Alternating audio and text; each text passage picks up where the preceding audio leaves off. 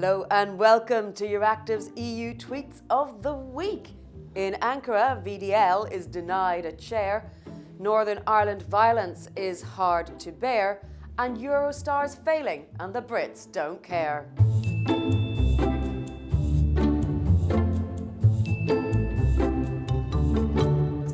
This episode is supported by the European Cancer Patient Coalition. More about them later on.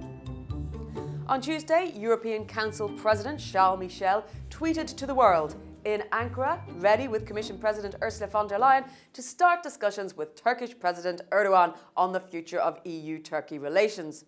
Sustained de-escalation is needed to build a more constructive agenda. So, that's aged well. You really couldn't make up what happened next. As Le Chou reported, 2 seats, 3 presidents. Michel, von der Leyen and Erdogan in tense standoff in Ankara.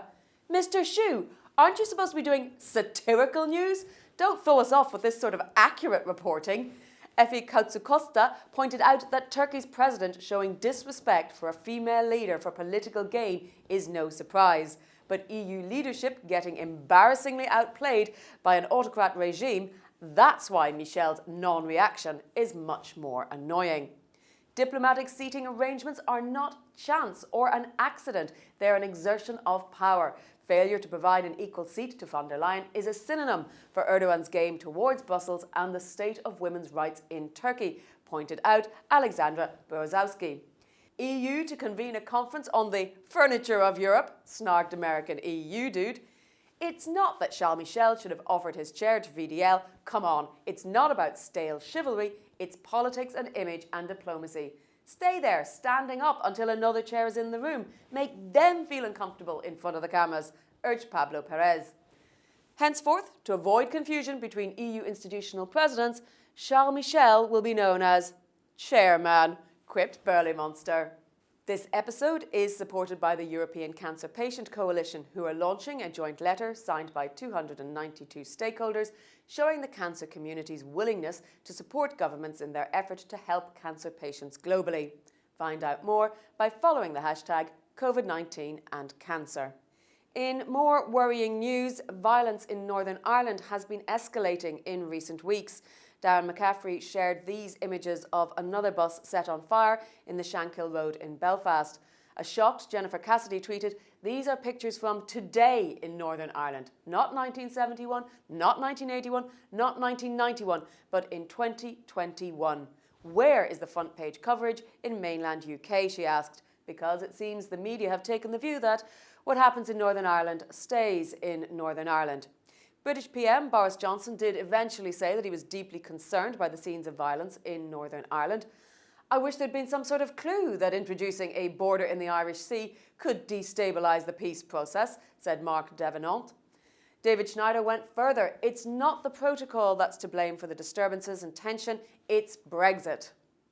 Simon Ubsdell said, "England voted for this, it was warned, it didn't care, it still does not, it never will."